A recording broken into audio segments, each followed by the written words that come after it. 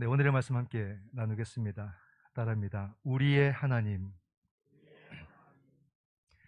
오늘 조금 답답하셔도 양해해 주시기 바랍니다. 마스크를 착용을 하고 오늘까지는 말씀을 전하는 것이 여러분들의 심적인 위안이 되지 않겠나 그런 생각을 합니다. 우리는 하나님을 믿는 사람들입니다. 그러면 우리의 신앙의 내용은 무엇인가를 잘 관심을 가지고 알아가는 것도 필요하겠죠.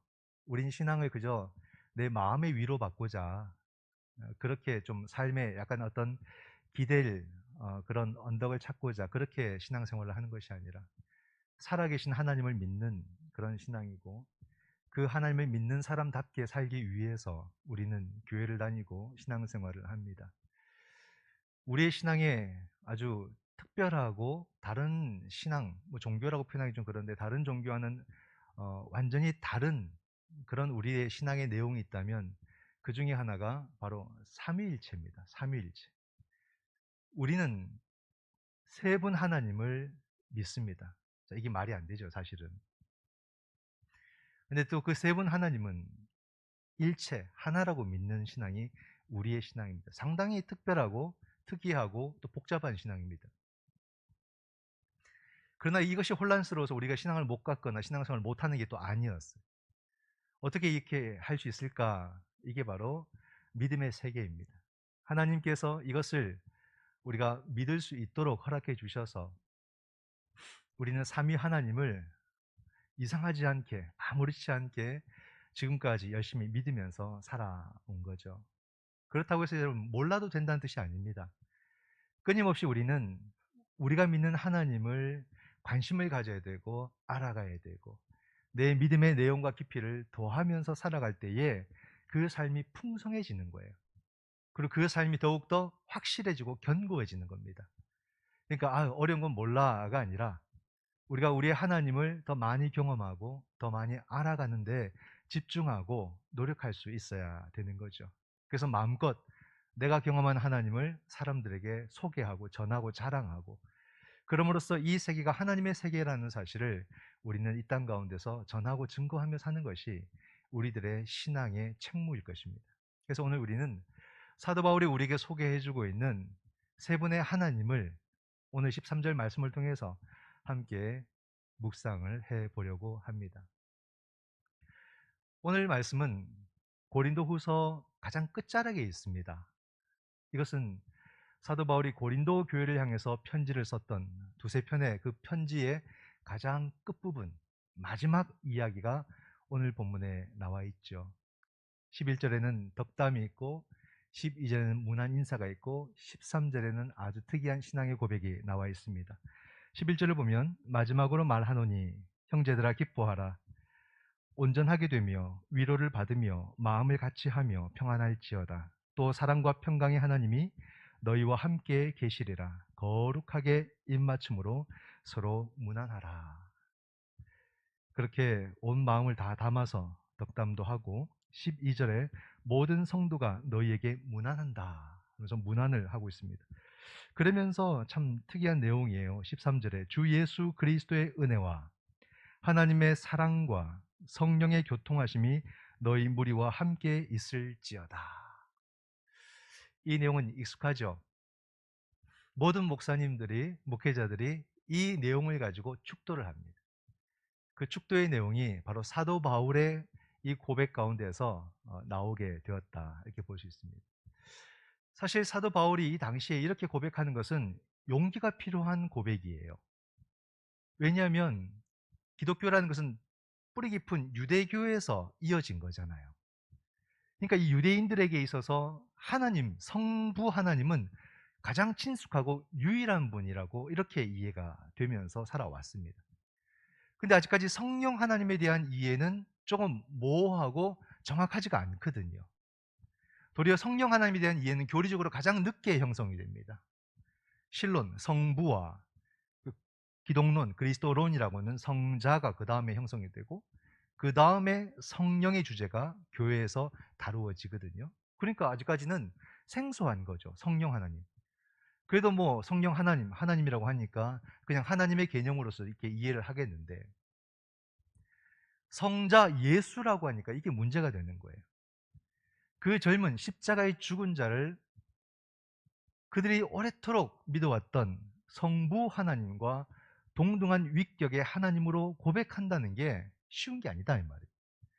자칫하면 신성 모독으로 다시 내몰려서 이렇게 뭐 사도들이나 바울도 목숨의 위협을 당할 수가 있는 것이거든요. 그런데도 불구하고 사도들과 또 이 바울은 삼위 하나님에 대해서 종종 고백하는 그런 장면들이 분명하게 나오고 있습니다.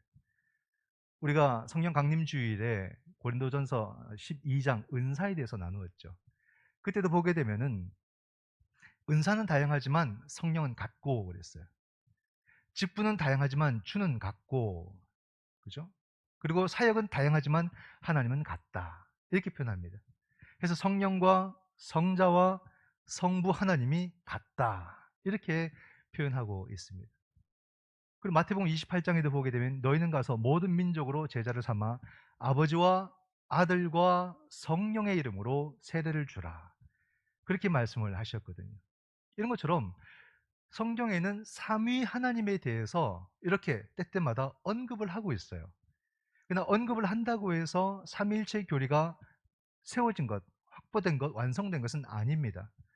그럼에도 불구하고 사도들과 바울은 계속해서 우리의 믿음 속에 삼위의 하나님을 소개를 해주고 있다는 겁니다. 그럼으로써 이것이 오늘날의 삼위일체 신앙이 되었고 이것이 우리가 절대 양보할 수 없는 우리 믿음의 교리가 된 거죠.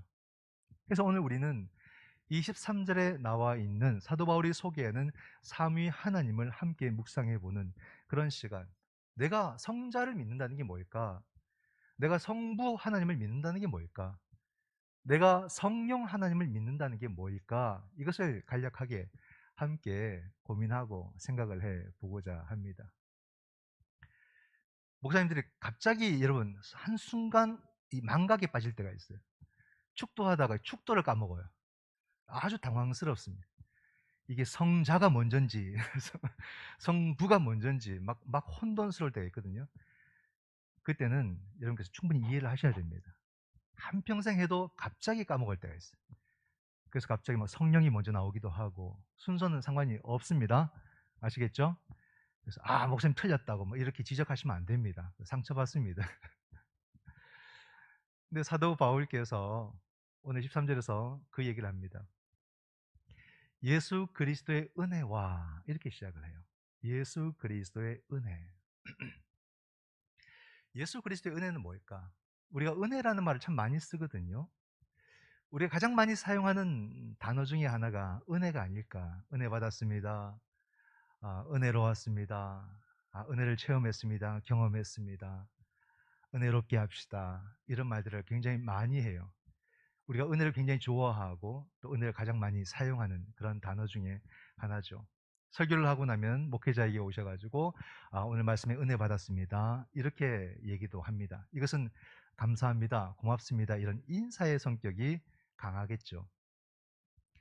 근데 여러분 우리가 이 은혜라는 말을 쓸 때 많이 쓰는 것도 좋습니다. 하지만 절대 이 단어 은혜라는 말은 가볍게 쓰면 안 되는 거예요. 성경은 우리에게 인사말로서 은혜를 가르치고 있지 않습니다. 성경이 은혜를 어떻게 설명을 하고 있는지를 정확하게 이해할 필요가 있어요. 성경은 하나님의 은혜는 뭘 말하냐면 하나님의 임재를 말하는 거예요. 은혜라는 것은 하나님의 임재, 하나님의 도우심, 하나님의 역사하심, 이거를 은혜라는 말로 씁니다. 그러므로 예수 그리스도의 은혜라는 말은 주님이 우리와 함께 하신다는 뜻이에요. 주님의 구원, 주님의 역사, 주님의 도우심, 이것을 은혜라고 씁니다. 즉 은혜라는 말은 우리가 인사말로 이렇게 쉽게 주고받고 하는 그런 성격이 아니라 성경이 우리에게 은혜라고 말하는 것은 그리스도의 현존, 그리스도의 임재, 어마어마한 단어, 어마어마한 단어. 그러니까 우리가 뭐 회의하다가 뭐 좀 소리 나면 은혜롭게 합시다. 뭐 은혜 받았습니다. 이렇게 말할 수 있는 게 아니더라 이 말입니다. 우리가 은혜라고 말하는 것은 하나님이 지금 여기에 임하셨습니다 라는 경험이고 체험이고 확신인 거예요. 그러므로 이 은혜라는 말을 우리가 얼마나 두렵게 감사하게 거룩하게 사용해야 되는가를 우리는 성경을 통해서 배울 수가 있거든요. 그러면은 그리스도의 은혜라는 게 구체적으로 무엇을 말하느냐? 구원입니다. 구원. 구원이 모든 은혜의 가장 기본이고 출발점이거든요. 그 말은 무슨 말이냐면 그리스도의 은혜라는 말을 쓴다는 것은 내 삶의 완성, 내 삶의 구원은 내가 이루는 것이 아니라 그리스도께서 이루시는 것이다. 구원은 그리스도께로부터 오는 것이지 우리가 만들어내는 그 어떤 것이 아니라 이 말이에요. 쉽게 우리의 삶을 통해서 설명한다면 내 삶은 내가 이루어내고 내가 완성하는 것이 아니라 내 삶은, 우리 각자의 삶은 그리스도께서 완성하신다. 이 믿음과 이 고백이 분명할 때에 우리는 삶의 두려움과 염려에서 벗어나게 되는 거예요. 누가 나를 구원해 주지 않는다면 우린 다 같이 무엇에 집중을 해야 되냐면 구원받는 삶에 집중을 해야 돼요. 내가 구원받기 위해서 오늘도 수고를 해야 되고 내일도 수고를 해야 되고 모든 주어진 시간에 구원이라는 주제를 붙들고 막 이것을 이루기 위해서 고군분투 죽을 힘을 다해서 살아가야 되거든요. 그렇게 해서라도 만약에 몇 명이라도 구원을 이룰 수 있다면 그나마 다행이겠지만 안타깝게도 절대 구원은 우리의 수고와 노력으로 죽을 힘을 다해도 이루어질 수 있는 것이 아니기 때문에 이러한 삶은 결국에는 절망으로 빠질 수밖에 없다는 것을 성경은 말해줍니다. 그러므로 예수 그리스도의 구원은 절대 양보할 수 없는 것이고 이것이 얼마나 귀하고 얼마나 놀라운 것인지를 알아야 돼요. 오늘 우리가 살아가는 이 세상은 바로 이 은혜 밖에서 살아가는 세상처럼 보이지 않습니까? 무한 경쟁 사회, 무한 경쟁 사회. 뭔가 우리 사회가, 온 세계가 뭔가를 억지로 이루어야지만 성공할 수 있고 무언가를 계속해서 이루어야지만 그렇게 구원받을 수 있다는 그런 마음에 막 내쫓기는 그런 듯한 세상의 모습들, 사회의 모습들을 보지 않습니까?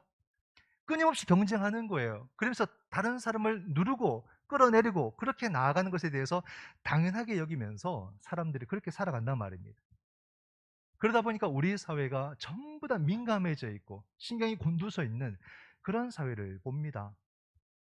누구라도 하나 딱 건드리면은 바로 폭발해 버리고 싸우고 전쟁을 일으키고 폭력을 행사하고 다 그런 거죠. 이게 바로 자기 힘으로 자기가 무언가를 이루어야 된다라고 생각하는 사람들이 살아가는 삶의 태도입니다. 누군가에게 인정받고자 하는 마음도 그 마음의 내면의 불안 때문에 그렇잖아요. 내가 인정받지 못하면 나라는 존재가 막 사라지는 듯한 그런 두려움에 빠지기 때문에 막 인정받으려고 하는 것도 경쟁적으로 합니다. 그러니까 사람들이 전부 다 예민해져 있어요. 너무 민감해져 있어요. 정치인도 경제인도 사회인도 일반인도 전부 다 민감한 삶을 살아가는 삶의 모습들, 건드리지를 못하겠어요. 말 한마디 하기가 힘들어요. 그게 바로 그리스도의 은혜를 모르고 살아가는 삶의 모습들 아니겠습니까? 이렇게 볼 때에 예수 그리스도의 은혜라는 말이 얼마나 귀한지를 알아야 돼요. 예수 그리스도께서 나의 삶을 이루신다는 이 사실을 알고 믿고 경험하게 될 때 비로소 그 사람은 자유가 무엇인지, 안식이 무엇인지, 평화가 무엇인지를 자기 삶 속에서 경험하고, 또한 그러한 그리스도인들이 그리스도의 은혜라는 것이 우리 삶의 한 부분이 아니라 우리 모든 삶의 전 영역에 필요한 구원의 은총이기 때문에 이걸 우리가 알고 경험한 사람들이 우리 사회 속에서, 이런 무한 경쟁의 사회 속에서 참된 자유와 해방과 평화와 안식을 전하는 삶을 우리가 힘써 살아가야 되는 것입니다. 이게 바로 그리스도를 믿는다는 의미예요. 주님을 믿는다는 것은 그냥 내가 주님을 안다는 것이 아니라 바로 이러한 그 구원의 은총이 주는 자유와 기쁨과 해방과 평안을 내가 누리며 이 땅 가운데 그 삶을 매개하고 전하는 삶을 산다라는 말과 똑같은 겁니다. 우리의 삶이 그리스도를 믿는다고 하면서도 여전히 우리도 똑같이 신경이 예민해져 있고 날카로워져 있고 민감해져서 어느 누구도 바라보기도 힘들고 건드리기도 힘든 그런 사람의 모습으로 살아가서는 안 됩니다. 그리스도인은 그리스도인다워야 되는 거예요. 그리스도의 인품과 그리스도의 성품을 닮아가야 되고 우리 사회 속에서 그에 걸맞는 삶을 선택하고 살아가는 것이 그리스도 신앙입니다. 그러니까 여러분 신앙과 삶이 별개라고 생각하시면 안 되고 항상 이것은 하나로 이어져 있고 하나의 모습으로 나타나야 된다는 것을 다시 한 번 더 생각하면서 내 신앙과 내 고백과 내 삶이 서로 다르지 않도록 하나된 삶을 살아가는 그런 멋있는 성도가 되시기를 축원드립니다. 또 사도 바울이 우리에게 소개하는 것은 하나님의 사랑과, 그죠? 저는 이게 참 멋있다고 봐요. 우리는 하나님을 생각하면 좀 두려우신 분, 근엄하신 분, 이렇게 막 멋있는 수염이 기신 분, 뭐 이렇게 혹시 이해하는 것이 아닌가. 구약의 말씀을 보더라도 뭔가 좀 무거운 듯한 그런 느낌이라고도 사람들 말을 하지만 사실은 그렇지 않습니다. 하나님은 사랑으로서만 설명되는 분이 아닐까 싶어요. 이런 문구를 한 번씩 보셨을 겁니다. 저는 이게 버스에서도 볼 수 있는지 몰랐는데, 하나님은 당신을 사랑하십니다. 이게 뭐 광고처럼 딱 붙어서 마을 버스에 붙어서 동네를 골목골목 다니더라고요. 누가 저렇게 붙였을까? 여러분, 이게 버스에도 붙고 어떤 누군가의 손에 팻말에도 붙고 하나님은 당신을 사랑하십니다. 이게 일반적인 사람들이 알 수 있을까요? 그 말의 뜻을? 모를 거예요. 그냥 교회가 광고하고 홍보하는구나, 이렇게, 또는 좀 광신적인 사람들이 전도하는 거구나, 이렇게 이해를 할 겁니다. 나와는 무관한 이야기, 무관한 글이고, 그러므로 그 글을 상투적으로 소비를 해버릴 거예요. 지나가는 글로 이해를 한다는 말이죠. 그럴 수 있다고 봐요. 충분히 그럴 수 있다고 생각을 합니다. 그런데 가만히 생각해 보면 참 두려운 게 있어요. 그게 뭐냐면, 믿는 사람들도 그 말을 상투적으로 흘려보내더라는 겁니다. 하나님을 믿는 사람들도 그 말이 와닿지 않는 말이 되고 그냥 지나가는 말로 소비를 해버린다는 거예요. 그 말은 뭡니까? 그 말이 내게 체험되지 않았다, 이 말이에요. 하나님이 내게 그렇게 경험되지 않았다는 말이에요. 이게 무서운 말이라는 겁니다. 이게 두려운 말이에요. 그렇게 지나가는 말이 되고 상투적인 느낌이 된다면 내가 누가 되냐면, 탕자의 비유에 형과 같은 사람이에요. 형과 같은 사람. 아버지와 함께 했지만 아버지를 경험하지 못한 두 번째 탕자가 되고 마는 거예요. 아버지와 늘 함께 했지만 그 아버지의 마음이 뭔지, 아버지의 사랑이 뭔지를 한 번도 경험해 보지 못한 또 다른 탕자로 살아가고 있던 내 모습이 거기서 비추어지는 거죠. 이게 얼마나 두렵고 이게 얼마나 안타까운 이야기인가. 누군가를 여러분 심히 사랑하면 사랑하리를 한다 그래요. 사랑하리 하면 꽁꽁 앓죠. 오늘 왜 많은 그리스도인들은 하나님 아래를 하지 않고 살아갈까? 왜 하나님에 대해서 그런 떨리는 마음 하나 없이 오늘 우리가 이토록 무덤덤하게 신앙생활을 하며 우리의 삶을 살아갈까? 예수님의 말씀을 한번 보세요. 예수님은 하나님이 우리를 사랑하신다는 말씀을 아주 많이 하고 계시고 아주 다양한 방법으로 우리에게 말씀해 주고 계십니다. 하나님이 우리를 어떻게 사랑하시는지, 얼마나 사랑하시는지, 심지어는 예수 그리스도의 십자가도 하나님 사랑의 증거라 했어요. 얼마나 그 사랑의 크기가 컸으면, 얼마나 그 사랑의 그 온도가 뜨거웠으면 그 아들의 십자가조차도 하나님 사랑의 표현이라고 했어요. 그 사랑이 우리가 경험되지 않는다, 이 말이에요. 굉장히 두려운 말이 되었죠. 하나님은 사랑이시다. 하나님은 그냥 사랑 자체라는 겁니다. 사랑 자체. 그러므로 믿음도 끝이 있고 소망도 끝이 있는데 사랑은 영원하다. 얼마나 그 사랑이 컸으면 그 사랑은 영원하다는 거예요. 놀라운 것은 우리를 향하신 그 하나님의 사랑 아래는요, 과거에 뜨겁고 지금 많이 식은 게 아니더라, 이 말이. 도리어 더 뜨겁게 우리를 향해서 사랑 아래를 하고 계십니다. 하나님이신 거예요.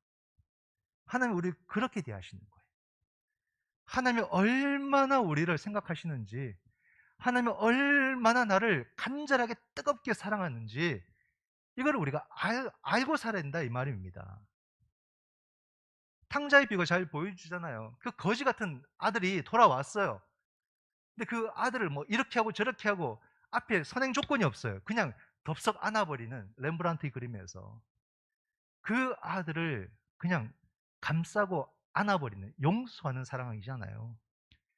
우린 용서할 수 없는 죄인이고 이렇게 부족하고 이렇게 못났고 이렇게 잘못을 많이 하고 이렇게 무지한 나를 하나님은 묻지 않으시고 그냥 용서해 버리는 사랑이에요. 물으면 답이 없는데, 내가 이 문제를 해결해 드릴 방법이 없는데 아시는 거예요. 그러니까 나를 그냥 안아 버리시는 거예요. 이게 하나님이 나를 사랑하는 방식이에요. 너는 나에게 용납되었다. 묻지도 않고 따지지 않는 거예요. 왜? 우리가 해결할 힘이 없기 때문에. 그러므로 하나님 나를 그대로 받아들이는 거죠. 그대로 안으시는 거죠. 지금도 하나님은 그 사랑을 우리에게 하신다는 겁니다. 사도 바울은 고린도 교인들에게 바로 그러한 하나님의 사랑에 눈뜨는 사람이 되라, 그런 간절한 심정으로 오늘 이 한마디 하나님의 사랑과 이 말을 하고 있는 거 아니겠어요? 오늘 우리 또 나를 향하신 그 하나님의 사랑 아래를 눈뜨는 자가 돼. 아, 하나님이 나를 이렇게 사랑하시는구나. 하나님이 나에게서 눈을 못 떼시는구나. 그 사랑을 우리가 알고 사는 것과 모르고 사는 것이 어찌 같은 인생이라고 할 수 있겠느냐 하는 거죠. 세상의 모든 것을 바꾸는 힘은 사랑이에요. 그건 진리입니다. 어떤 지식도 어떤 힘도 모든 것을 바꾸지는 못해요. 그냥 사랑은 변화시킵니다. 모든 걸 변화시키고 모든 걸 다 다르게 만드는 힘이 사랑입니다. 그 사랑으로 오늘 우리는 여기까지 왔고 앞으로도 그 사랑 받으면서 우리는 살아갈 것이다. 그러므로 그 사랑을 알고는 살자. 하나님이 나를 사랑한다는 그 사실을 우리가 느끼고는 살자. 이것이 오늘 우리에게 필요한 모습이 아니겠습니까? 하나님을 믿는다는 것은 하나님이 나를 사랑한다는 것을 알고 사는 것을 말하는 거예요. 나 혼자가 아니라는 사실, 나보다도 나를 더 가까이 하시고 나를 더 친밀히 사랑하시는 분이 하나님이심을 믿는 우리들의 하나님 신앙이 되시기를 축원드립니다. 세 번째로 사도 바울이 말하는 것은 성령의 교통과, 성령의 교통이라는 것은요, 교통은 코이노니아를 말합니다. 친교, 교제, 이걸 말하는 거예요. 바울은 지금 고린도 교회 성도들이 성령과 친교하기를 원하는 거예요. 이런 공동체가 얼마나 아름답습니까? 성령과 교제하고 성령과 친교하고, 이게 오늘 우리가 말하는 성령 충만이죠. 삼위 하나님 중에서 가장 오해받는 하나님이 성령 하나님이십니다. 우리가 성령 하나님을 어떻게 이해하고 살아왔는가? 옛날에는 막 성령의 불을 막 앞에서 던질 수 있는 듯이 막 얘기해가지고 막 불 받으려고 제가 얼마나 기회를 바쁜데, 얼마나 그게 위험한 말인지 알아야 됩니다. 성령은 우리가 부리는 영이 아니에요. 우리가 성령 강림주일에도 은사와 관련해서 말씀을 나누었지만 그냥 은사 정도 주시는 분, 이렇게 이해하는 것도 성령을 완전히 오해한 겁니다. 어떤 특별한 능력의 하나님 정도로 생각해도 완전히 오해입니다. 성경 한번 쭉 보십시오. 성경을 쭉 보면요, 성령은 그냥 바로 창조의 주로 쫙 등장을 합니다. 창조의 주이시며 모든 생명의 주인으로 다 성경에서 등장하시는 거예요. 그리고 우리 개인으로 봤을 때는 내 삶의 어떤 부분과 내 삶의 어떤 영역이 아니라 나의 전 삶에 함께 하시면서 내 삶을 이끌어 가시는 하나님이 성령 하나님이시고, 놀라운 거죠. 그러므로 우리는 성령 충만을 언제 어느 때 하는 게 아니다 이 말이에요. 내 모든 삶이 성령 충만해야 되고 큰 일에만 성령 충만해야 되고 작은 일은 내가 하는 게 아니다 이 말이에요. 작은 일을 내가 할 수 있다고 믿을 때는 멈춰야 되는 거예요. 성령의 도우심이 없다면 작은 일도 하지 않겠습니다. 성령께서 함께해 주실 때 나는 모든 것을 할 수 있습니다. 그렇게 고백을 해야 되는 거예요. 모든 순간 우리는 성령의 감동으로 일하는 사람들이 되어야 되고, 그럼으로써 하나님의 뜻을 이루어 나갈 수 있다는 것을 믿어야 되는 겁니다. 자기만 알던 그 사람이 한평생 그렇게 살다가 어느 순간부터 내 옆에 사람이 보이기 시작하고 이웃이 마음에 들어오기 시작할 때, 그것은요, 성령이 그게 임재한 거예요.